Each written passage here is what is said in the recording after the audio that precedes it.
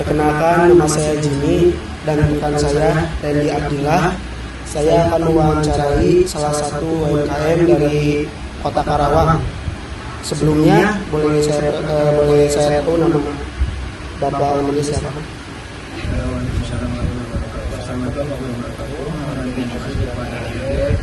Yang mana kesempatan ke tempat yang ada di rumah atau 12 untuk bayar orang-orang tua. Alhamdulillah kami ya mungkin kalau dibilang sudah ada ya saya panik kebetulan di sini seperti itu. Kalau dulu memang pada kesempatan, kalau sekarang memang sudah panik. Itu satu anak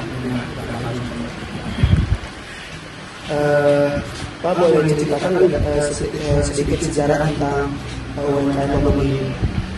Kalau sejarah dari evolusi sebelum ini, bagaimana dari orang tua istilahnya dari orang tua dari orang tua yang dulu dari tahun memang dulu orang tua ini perjalanan escape. Cuma yang kalau sekarang kan ada komponen orang tua dan ada komponen kalau dipakai seperti sekarang tapi memang bentuk lucu. Kalau sekarang kan di sana di Franciscan ya di sana oasis ada orang dua. Tadi kan kata Bapak ini keturunan. Berarti Bapak generasi berapa? Generasi pertama. Kalau sekarang sudah ada di sana saya setelah saya tidak aktif lagi di UMKM, tapi tetap temuannya ada di orang tua.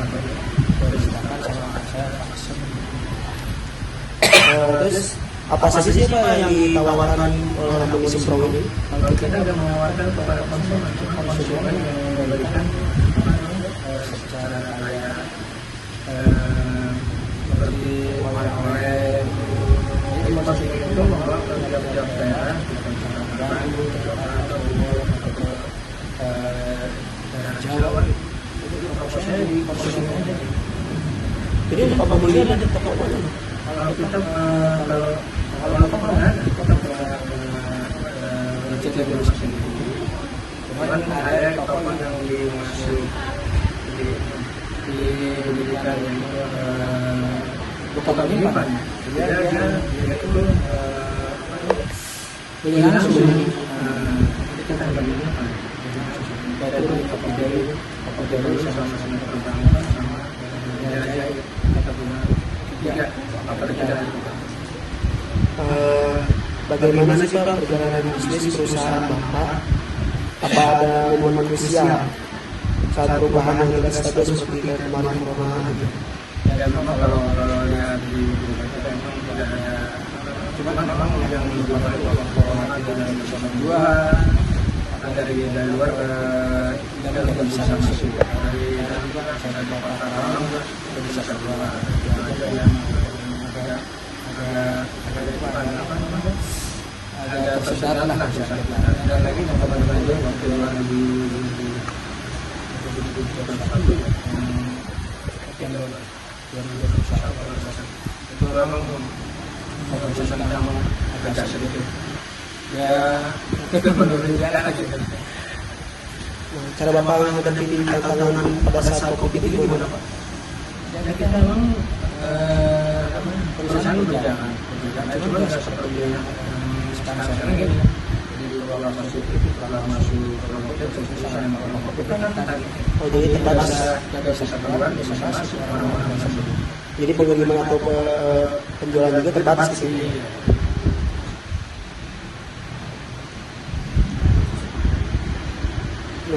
Saya ingin tanya, tadi kan di belakang banyak sekali pegawai. Itu cara rekrutmennya gimana Pak? Atau orang asing saja? Kalau kita anak-anak dari sini juga. Kan ada tiga paling ada asisten. Sekitarnya aja kita. Daripada kita Untuk produksi sendiri itu dilakukan manual atau ada teknologi kayak buat mengadonnya gitu, khususnya sama. Kalau manual aja. Pertanyaan kita kerjakan kalau yang kalau yang potong sebelumnya kalau itu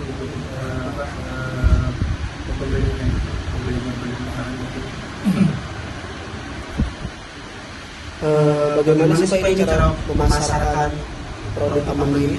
Jadi kita sudah dimasarkan, cuma konsumen yang memasarkan. Jadi misalkan saya beli ke sini, nanti dijual ke satu daerah, ada produksi Surabaya, di Bukit, di Karawang. Jadi melalui itu aja. Dan juga adanya juga seperti ini kan berarti pasti juga bisa disampaikan.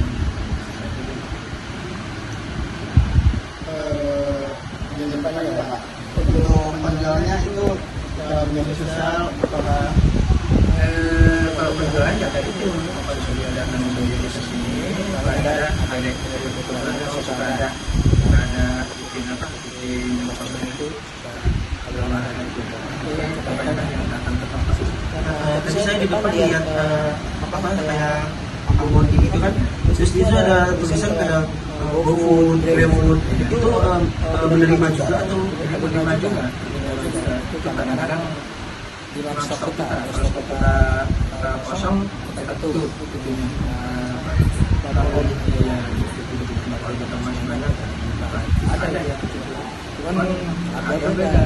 Kalau GoFood itu kadang kita juga yang kecil 35.000 jadi 40.000, yang 20 jadi 20, yang 100 jadi 130.000. Tapi berat buat memang itu ada biasa sih. gimana sih Pak cara mengelola keuangan dari lembaga ini? Kita pengelolaannya tidak ada BPT ya. Soalnya dari situ juga saja perputaran dari situ juga. Jadi secara langsung orang keuangan itu masih cara manual gitu ya. Untuk harga Pak, gimana sih Pak cara menentukan harga penjualan? Tadi kan kalau misalkan di website seperti itu ada yang lebih enak. Kalau misalkan udah langsung ke sini itu Kalau kita kan bikin tiga pemesanan, yang satu bagi baru, yang satu yang itu baru, yang satu kasus itu. Per hari kira-kira berapa Pak? Kalau hari kita gimana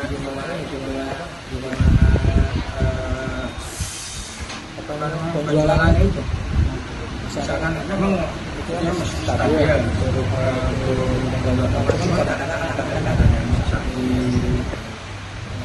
Misalkan ada 16, semuanya ada 100 gitu. Untuk pegawai yang kerjanya dari jam 7 sampai jam. Gimana? Yan.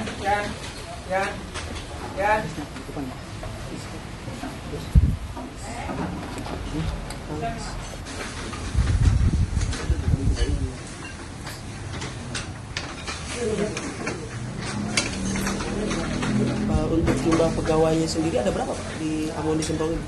Kalau yang produksi itu 16, tapi 16 kan kadang ada yang satu tuh normalnya 16, cuma ada yang di packing 3 orang. Jadi untuk timnya sendiri berikut hasil kunjungan mandiri kami ke Amandi Semprong. perkenalan dan latar belakang. Dalam kunjungan industri ini, kami melaksanakan kunjungan industri ke salah satu UMKM yang berada di Kabupaten Karawang, yaitu Amandi Semprong. Nama pemilik atau owner dari Amandi Semprong adalah Bapak Andi. Menurut keterangan Pak Andi sendiri, Semprong Amandi adalah usaha turunan dari orang tuanya. Pak Andi sendiri sebagai generasi pertama dan akan diturunkan ke salah satu putranya jika beliau tidak lagi aktif di UMKM Amandi Semprong ini. Selanjutnya adalah profil usaha. Nama usaha Amandi Semprong. Nama pemilik Pak Andi. Jenis usahanya makanan. Alamatnya Jalan Singasari, belakang Perum Indah, Karawang Kulon, Kecamatan Karawang Barat. Untuk jam produksinya dari jam 7 sampai jam 1 tergantung kepada adonan yang dibuat. Sejarah semprong adalah kue kering yang berasal dari Indonesia. Kue ini berbentuk silinder panjang seperti pipa dengan rasa khas dan unik. Kue semprong juga hadir dalam bentuk lain seperti bentuk segitiga dan persegi panjang. Rasa kue ini tidak terlalu manis dan terasa renyah serta gurih ketika digigit. Kue semprong dipercaya pertama kali dibawa oleh bangsa Portugis karena kue ini mirip dengan kue krumakake yang berasal dari Norwegia. Namun bahan-bahan dan bentuk kue ini sudah dimodifikasi dari kue aslinya. Usaha semprong ini berdiri oleh orang tua Pak Andi yang terinspirasi dari cone es krim yang menjadikan semprong amoni ini bentuknya kerucut. Karena adanya penyesuaian untuk lebih menarik. Untuk varian dari semprong terdiri dari harga 35.000 untuk ukuran kecil, 50 untuk ukuran sedang, 100 ukuran besar. Produksi yang dilakukan oleh Pak Andi masih melakukan cara tradisional tanpa melibatkan alat-alat teknologi yang ada. Dengan pekerja 16 orang dan packing 3 orang. Untuk omsetnya sendiri, menurut Pak Andi tidak menentu sesuai dengan kebutuhan dari konsumen itu sendiri. Pemasaran Amondi semprong. Pemasaran Amondi ini melalui media sosial yang diolah salah satu putra dari Pak Andi. Dan ada beberapa konsumen atau pemilik toko oleh-oleh yang langsung mengambil ke tempat produksi Amondi semprong yang pemiliknya mulai dari daerah Jawa Barat hingga keluar daerah Jawa Barat. Untuk penjualan, Pak Andi menjual dengan ecer di rumah sendiri. Ada juga beberapa toko yang dipercaya Pak Andi untuk memasarkan Amondi semprong di daerah Karawang, yaitu Kopi Dewi, Singapura Bangsa, dan Niara Jaya. Juga tersedia di GrabFood, GoFood, dan lainnya dengan harga yang sedikit berbeda untuk food online dengan menyesuaikan stok yang ada. Sistem dalam Amondi semprong. Usaha Amondi ini menetapkan beberapa sistem manajerial dalam fungsi keuangan dengan melakukan pencatatan secara manual yang direkap per hari dengan mempertimbangkan HPP dari produksinya itu sendiri sesuai dengan keadaan yang ada di Amondi semprong sehingga bisa bertahan sampai sejauh ini. Selain fungsi keuangan, ada juga fungsi SDM, yaitu perekrutan karyawan tanpa melihat jenjang sekolah yang ada, dan data pekerjanya adalah orang-orang yang ada di lingkungan semprong Amondi. Ada juga manajemen operasional, di mana layout produksi dari Amondi ini cukup baik karena tempat yang luas, juga produksi yang cepat. Cerita saat COVID-19. Saat COVID-19, Pak Andi bercerita, Amondi tidak bisa menjual baik ke daerah Jawa Barat ataupun ke daerah lainnya. Dan Pak Andi sendiri bercerita jika pada saat itu ada penurunan dari penjualan. Untuk mengatasinya sendiri, Pak Andi tetap memproduksi tapi membatasi produksinya. Tetapi ketika masa COVID-19 selesai, produksi normal kembali dengan omset yang cukup besar. Berikut kata-kata dari Pak Andi. Bapak juga emang cuman keluar dari SD, tapi ya begitu kreatif kitanya. Jadi jangan mengandalkan tujuan sekolah hanya untuk bekerja, dan mungkin ada bagian yang ingin membuat produk-produk kalau kita bisa ciptakan lapangan kerja buat adik-adik atau anak-anak yang belum bekerja. Kita membuat UMKM produksi, tapi kita mempekerjakan sekitar lingkungan setempat. Dari kata motivasi Pak Andi itu dapat dari kesimpulan, untuk membuka usaha sendiri tidak butuh ijazah dan latar belakang pendidikan. Apa yang Anda butuhkan adalah kemauan dan semangat untuk memulai. Sekian kunjungan mandiri dan presentasi dari kami. Cukup sekian. Kurang lebihnya mohon dimaafkan. Wassalamualaikum warahmatullahi wabarakatuh.